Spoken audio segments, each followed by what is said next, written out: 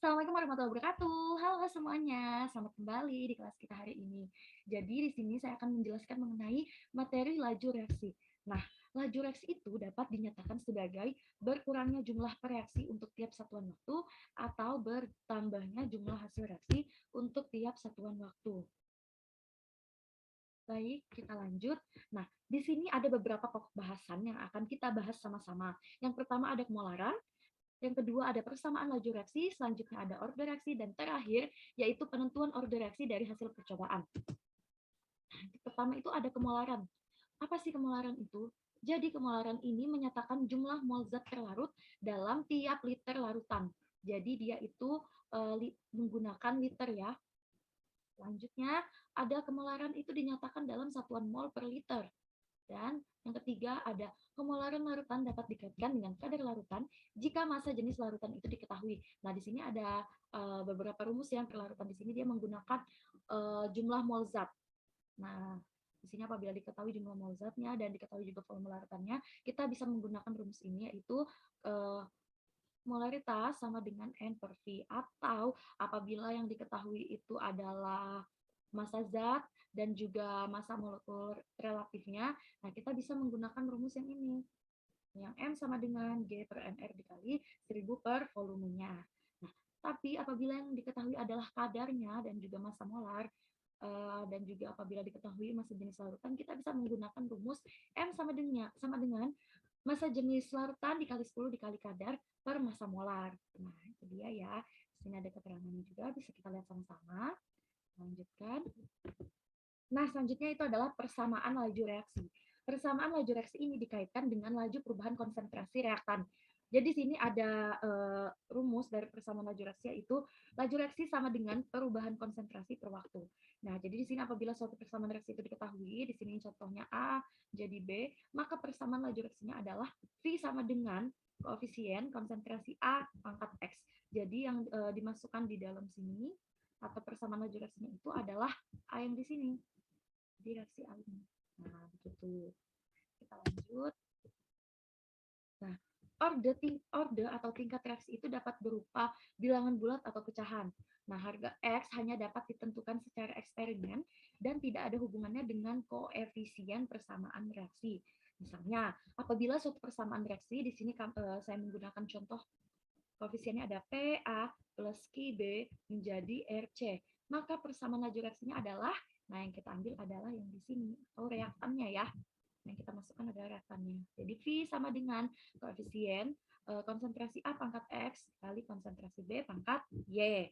Nah, jika dijumlahkan order reaksinya, itu dinamakan dengan istilah order reaksi total dengan rumus X plus Y. Nah, di sini ada order reaksi. Order reaksi ini menunjukkan antara perubahan konsentrasi reaksi dengan perubahan laju reaksi. Nah, hubungan kedua besaran ini dapat dinyatakan dengan grafik order reaksi. Di sini kita bisa lihat sama-sama ya. Nah, jadi terdapat 3 reaksi orde atau order reaksi. Yang pertama ada reaksi orde 0, yang kedua reaksi orde 1, dan yang ketiga ada reaksi orde 2.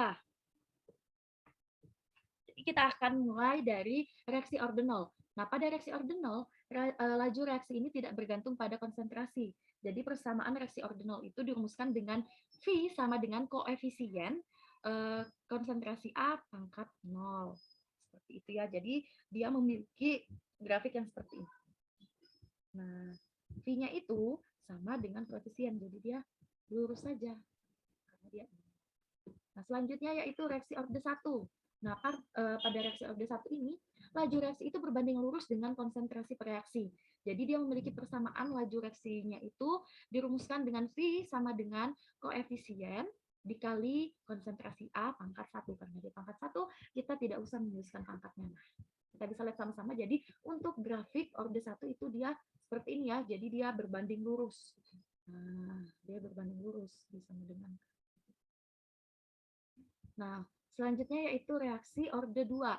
Untuk reaksi orde 2 ini, kenaikan laju reaksinya akan sebanding dengan kenaikan konsentrasi reaksi pangkat 2. Jadi persamaan laju reaksi untuk orde 2 ini dirumuskan dengan V sama dengan koefisien A, konsentrasi A pangkat 1 dikali konsentrasi B pangkat 1, atau V sama dengan koefisien konsentrasi A pangkat 2 atau V sama dengan koefisien konsentrasi massa B pangkat 2. Nah, jadi dia grafiknya agak melengkung seperti ini ya, teman-teman.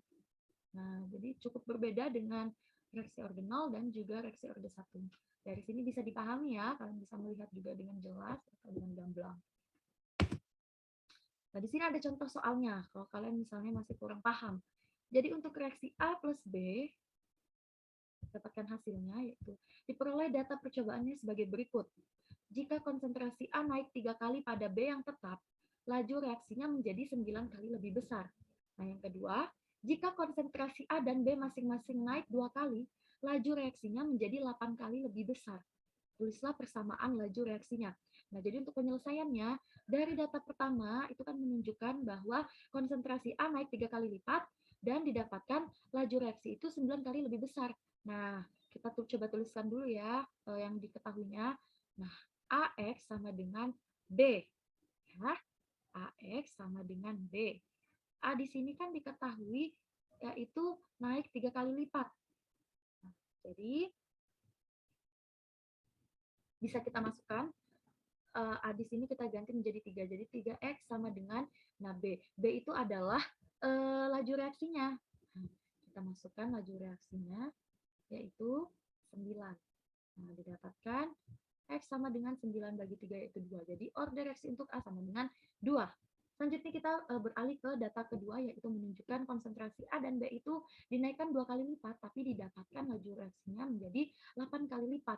Nah, kita masukkan lagi A di sini sebagai konsentrasi ya. Lalu B adalah laju reaksinya. Nah, di sini jadi di sini diketahui A dan B itu naik 2 kali lipat.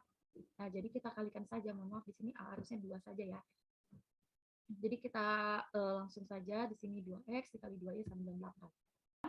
Dibagi 4 itu pada data kedua ini kan dia menunjukkan konsentrasi A dan B itu masing-masing naik 2 kali lipat dan didapatkan laju reaksinya itu menjadi 8 kali lipat juga. Nah, di sini kita masukkan lagi rumus AX sama dengan B. Baik, dan sini kita masukkan dulu AX-nya. Nah, kan di sini diketahui untuk A-nya itu kan diketahui 2. Masukkan 2. Karena dia naik 2 kali lipat, jadi 2 dikali 2, 4 dikali 2 dari konsentrasi B itu juga. Jadi 4 dikali 2 itu adalah 8. Nah, lalu di sini diketahui B-nya itu atau laju reaksinya itu sama dengan 8. 8 dibagi 8, kita dapatkan B-nya sama dengan 1. Jadi untuk order reaksi untuk B itu sama dengan 1.